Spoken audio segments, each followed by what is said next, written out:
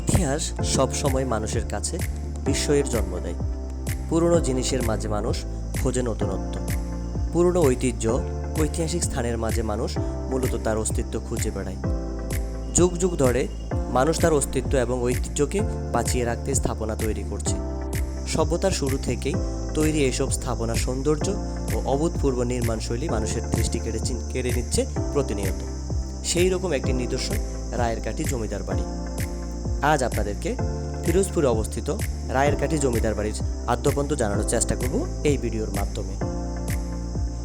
ফিরোজপুর জেলা থেকে 3 কিলোমিটার দূরত্বে রায়েরকাঠি গ্রামে অবস্থিত ঐতিহাসিক রায়েরকাঠি জমিদার বাড়ি। ফিরোজপুরের ইতিহাস থেকে জানা যায়, সম্রাট আকবরের রাজত্বকালে যুবরাজ সেলিম বিদ্রোহ করে বাংলায় আসেন। এরপর তিনি ঝালকাঠি, ফিরোজপুর ও বাগেরহাট জেলার কিছু অংশ নিয়ে একটি পরগনার সৃষ্টি করেন। নিজের নামে পরগনার নাম রাখেন সেলিমাবাদ। 1718 সালে সেলিমাবাদ পরগনার রাজস্ব আদায়ের দায়িত্ব পান মদনমোহন। 1628 সালে মদনমোহন তার ছেলে শ্রীনাথের নামে সেলিমাবাদ পরগনার কিছু জমি নেন। পরবর্তী সময় মোগল সম্রাট শ্রীনাথকে রাজা উপাধি দেন। 1758 সালে রাজা শ্রীনাথ রায়ের ছেলে রুদ্রনারায়ণ চৌধুরী ফিরোজপুরের অদূরে বসবাস শুরু করেন। বন জঙ্গল কেটে রাজবাড়ি ও মন্দির প্রতিষ্ঠা করেন। এ থেকে এর নামকরণ করা হয় রায়েরকাঠি। লোকমুখে প্রচলিত এর নাম রায়েরকাঠি জমিদার বাড়ি। রায়েরকাঠি জমিদার বাড়িতে রয়েছে কালী মন্দির। এই কালী মন্দির কিভাবে তৈরি করা হয় তার রয়েছে এক নিষ্ঠুর ইতিহাস। রুদ্রনারায়ণ চৌধুরী রায়েরকাঠি এলাকার বিশাল এলাকার বন জঙ্গল পরিষ্কার করে জমিদার বাড়ি প্রতিষ্ঠা করার সময় কালী মন্দির তৈরি করেন। কথিত রয়েছে, মন্দির তৈরি করতে গিয়ে তিনি মানুষের মুন্ডু কেটে মূর্তি স্থাপন করেন। জানা যায়, তার এই নিষ্ঠুর অপকর্মের কারণে সুবেদার শাহবাজ খান তাকে মৃত্যুদণ্ড দেন। সহস্রাধিক মানুষের সামনে তাকে বাঘের খাঁচায় ঢুকিয়ে দেওয়া হয়, কিন্তু তিনি বাঘের সঙ্গে লড়াই করে বাঘকে মেরে ফেলেন। পরবর্তী সময়ে সুবেদার তার মৃত্যুদণ্ড মওকুফ করে দেন, কিন্তু এখানেই তিনি প্রতিষ্ঠা করে যান কালী মন্দির।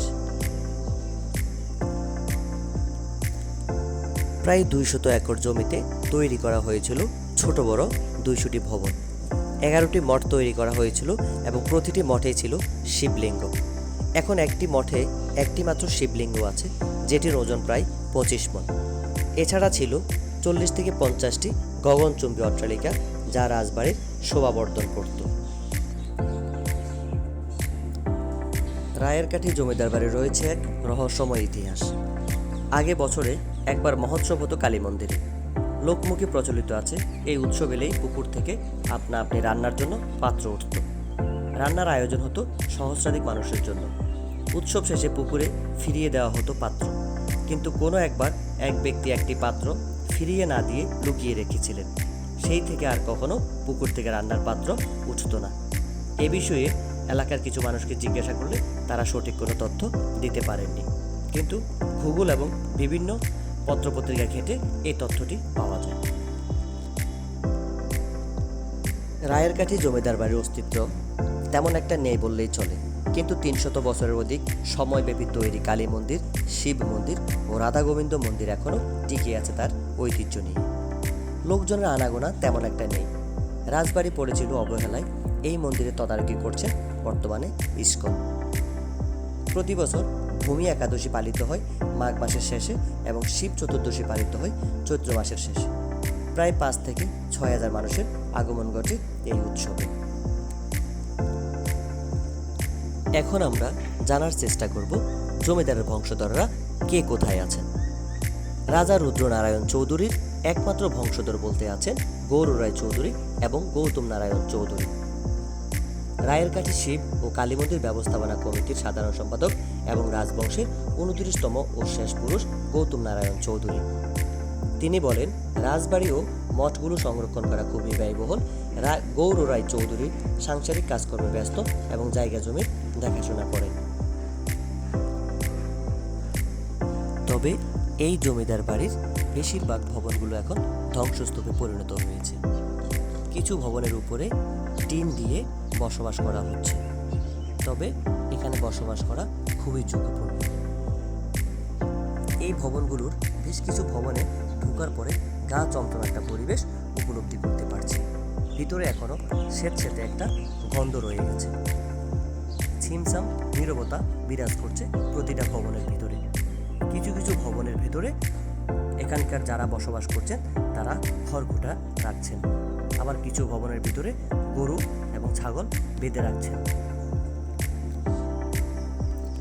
কিভাবে যাবেন রায়েরকাঠি জমিদার বাড়ি? সড়ক বা নৌপথে ফিরোজপুর যাওয়া যায়। ঢাকা বা যে কোনো স্থান থেকে বাসে করে ফিরোজপুর শহর থেকে অটোরিকশা অথবা রিকশা করে যাওয়া যাবে রায়েরকাঠি জমিদার বাড়ি। নৌপথে যেতে চাইলে প্রথমে সদরঘাট থেকে লঞ্চে করে ফিরোজপুর যেতে হবে। হোলারহাট ঘাট থেকে রিকশা বা অটোরিকশা নিয়ে রায়েরকাঠি জমিদার বাড়ি যাওয়া যায়।